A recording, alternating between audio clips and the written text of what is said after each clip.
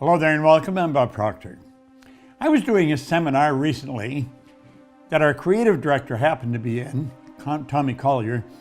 He saw me make a presentation. He said, "Bob, that information is gold." He said, "You've got to put that on a video and we can put it online, share it with anyone and everyone anywhere in the world." He said it would change a lot of lives and it would solve an enormous problem for a lot of people. So here I am, and this is the presentation. Now, there's a fair amount of information here, so I would recommend that you get a notepad and a pen, and you jot the notes down as we go along. You may want to watch this a few times and let it really sink into your mind. It's very valuable information. Do you know, this year is the start of 59 years that I'll be in this business. For 58 years, I've been working at studying one subject. Now, even if you're a little slow, you're going to learn a lot over 58 years. And the subject I've been studying was me. And as I know me, I know you better. You see, we are all the same. We're God's highest form of creation. We have a marvelous mind, we live in a physical body, and we correspond with the material world. We can create the kind of life we want. We are God's highest form of creation. The only two sources of reference that you have to go to find anything about yourself, both clearly indicate that. One's science and the other's theology. And they both make that very, very clear. We are truly the highest form of creation on the planet. All the other little creatures on the planet are completely at home in their environment. They blend in. You and I are the only creature on the planet that's totally disoriented in our environment. And that is because we've been given the mental faculties to create our own environment. We truly can create the kind of life we want. Now, unfortunately, not all this information that we're sharing, we learn in school. We just don't learn it in school. And if we don't learn it at home, odds are pretty good we don't learn it at all. And many people go right through their life and never understand what I'm going to explain to you. This is, without question, valuable information. Now, I began to study this many years ago, and when I started to learn about a subject, anxiety, that many people suffer from, I came to the conclusion there's no need of a person being in a state of anxiety. Now, there's all kinds of people taking drugs today to ease this problem that they're experiencing. I'm going to show you that as a person starts to understand how their marvelous mind operates, they can eliminate anxiety and replace it with something much more beautiful. You and I have the ability to do that. Now, the graph I'm going to show you, or the drawing I'm going to show you, I learned many years ago. And as I'll mention again, it is without question the most valuable idea I have ever learned. I'm going to talk to you about the mind and about paradigms. See, paradigms are ideas that are fixed in our mind and cause us to keep operating the same way. And if we don't change the paradigm, nothing changes. So let's look at your mind and your paradigm. Now, when it comes to this, not many people really understand it very well. You can go to psychiatrists, psychologists, behavioral scientists, and they will give you a lot of information, but you may not understand what they're giving you. There was a doctor back around 1934 in San Antonio, Texas, and he was very involved in the healing arts, and he was very involved in metaphysics, in anything beyond the physical. And he said, you know, one of our great problems is we're treating symptoms all the time. We're treating effects. We're not going to the cause of problems. We always work from a higher to a lower potential, from the mind to the body. The body is a physical manifestation of the mind. And he made that very clear. And he said, one of our great problems is no one's ever seen the mind. And yet we operate with images in our mind. So when anybody talks about the mind, they don't get a picture. Now, many people get a picture of the brain when they talk about the mind, but the brain is not the mind any more than your fingernail is. The brain, as magnificent as it is an electronic switching station. As you think, you activate brain cells, alter the vibration your body or parts of your body may be in. Now, anxiety is a vibration, and it's not a very healthy one. It's a very destructive one. So I think as we start to understand some of the laws and understand how the mind works, We're way ahead of the game. So I'm going to share with you what a good doctor shared with me many, many years ago. And I have taught this all over the world now for a long, long time. Some of the change that I've seen take place in people's mind is mind-boggling. Their lives have been altered like night and day as they start to understand the mind, see how it operates. Now this good doctor, Dr. Thurman Fleet, he said, no one's ever seen the mind, so I'm going to draw a picture of the mind, and he made this drawing. Now, I will mention on many occasions, and have in the past, this is the most valuable drawing I have ever seen. The large circle is going to represent the mind, and the small circle will represent the body. Now we'll take the mind and we'll divide into two parts, and we'll say the top half is the conscious mind, the bottom half is the subconscious mind, and the little circle is the body. Now, it's like I said, this is without question the most valuable idea I've ever learned. Do you see what it does? It brings order to your mind. So instead of dealing with just confusion, now you've got order. Now I'm going to teach you something here that is very, very valuable. The conscious mind has the ability to choose. The subconscious mind does not have that ability. And whatever ideas operate in the mind are expressed through the body. The body is the instrument of the mind.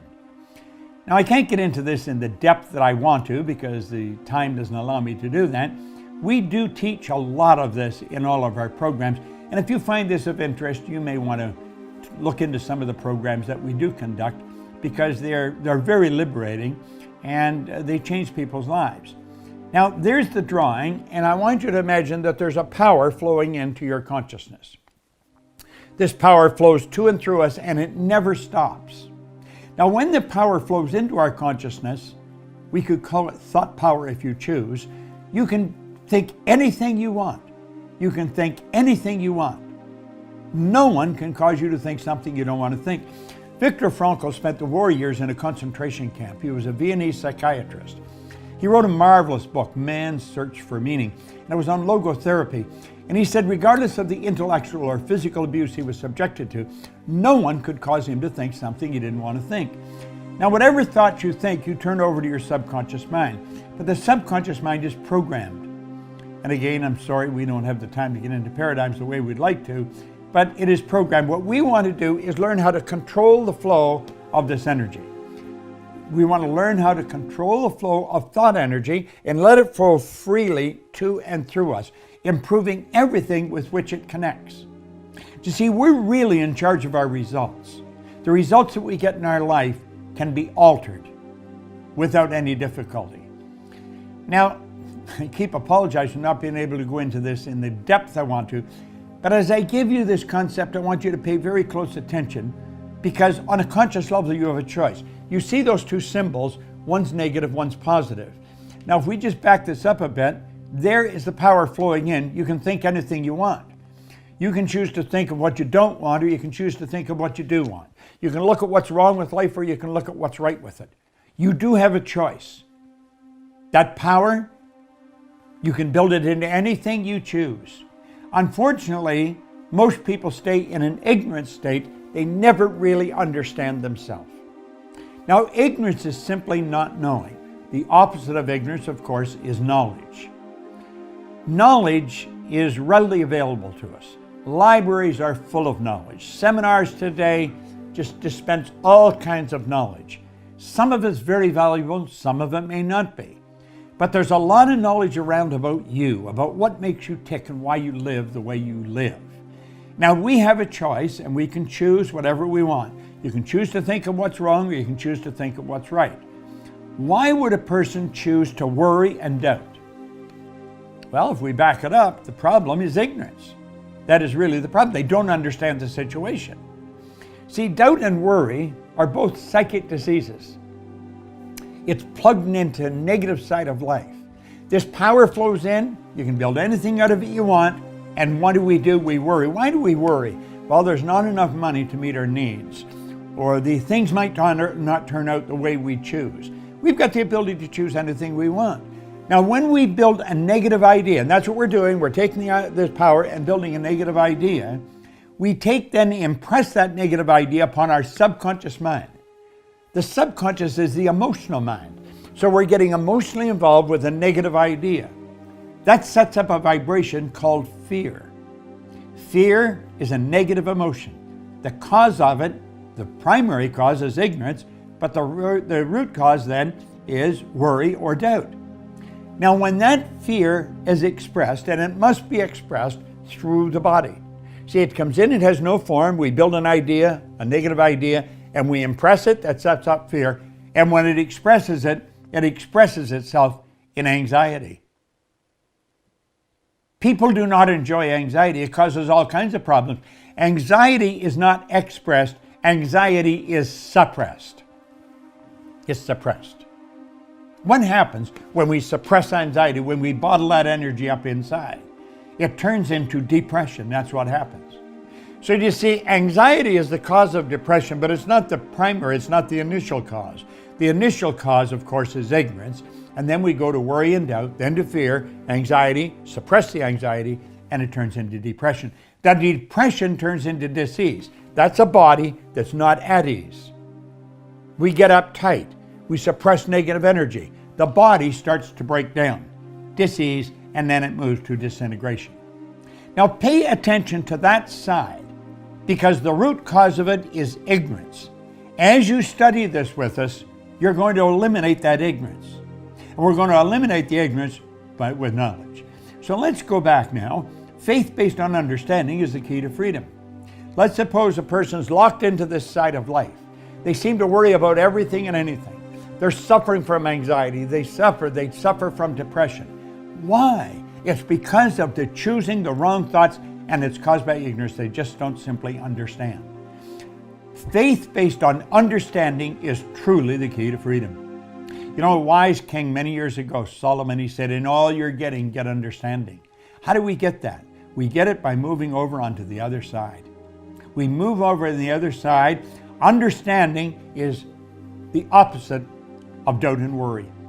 Now, there's only one way to get understanding. There is no other way, and that's through study. You study this video, go over it and over it and over it, and you'll start to see this is really an answer to an enormous problem. Not just one problem, many problems. Study. What do we want to understand? Well, you have those two symbols, the negative and the positive. That represents a law of polarity. Polarity is the law that decrees everything has an opposite. There's no up without a down, no hot without a cold. So you see, in every negative there is a positive, but we must understand it's there, or we'll never even look for it. When we understand it's there, then we're away to the races. But the only way to get to it is through study. Understanding leads to the opposite of fear, which is faith. Now here's a strange thing. Both fear and faith demand that we believe in something that we cannot see. Both fear and faith demand that we believe in something that we cannot see. Think of it for a moment. What did fear do? Fear manifests in anxiety. What's faith manifest in? Well-being. Well-being. You're seeing a person that's very relaxed. They're very cool. They're happy. They're healthy. There's something wonderful in their life, and it starts with their own thinking. You see, all down through history, all the great leaders have been in complete unanimous agreement on one point. We become what we think about. Well, why would a person choose to stay over in that ignorant side? That's the why, because they're ignorant. They don't know. You see, when I was a little child, I was raised to believe that people that were rude were ignorant. Well, people that were rude may be ignorant, but being rude and being ignorant are two different things. They say they're just so ignorant. No, they're rude. Everyone's ignorant. Everyone is ignorant. No one knows everything. All the knowledge there ever was or ever will be is available to us. But we're going to have to study to get it. And the beautiful part about this, when you eliminate the ignorance, you get understanding. The understanding leads to faith, and faith leads to well-being. Now, where the anxiety is suppressed, well-being is expressed. You see, it's almost the polar opposite with everything. In fact, it is the polar opposite of everything. The expression turns to acceleration. And that is because we're at ease. You see, the at ease is the polar opposite to dis-ease. The body's at ease. It's vibrating in perfect harmony with the laws of the universe. This is such a phenomenal subject. and it's one that anyone can study and everyone should study, then that turns to creation. Remember, the other side turns to disintegration. People just break down when they're in dis-ease. When they're at ease, they get stronger. It's creation. Now, we have a choice. We can go with that, or we can go with that. But it is our choice. Which side are we going to lock into? I think this is the side that we really want to understand. I think you do, and I think I do. And you know, I want to encourage you to watch this video at least 100 times. Get your friends to watch it. Anyone you see suffering from anxiety, get them to watch it. Rather than run to the drugstore, get them to run to their own marvelous mind.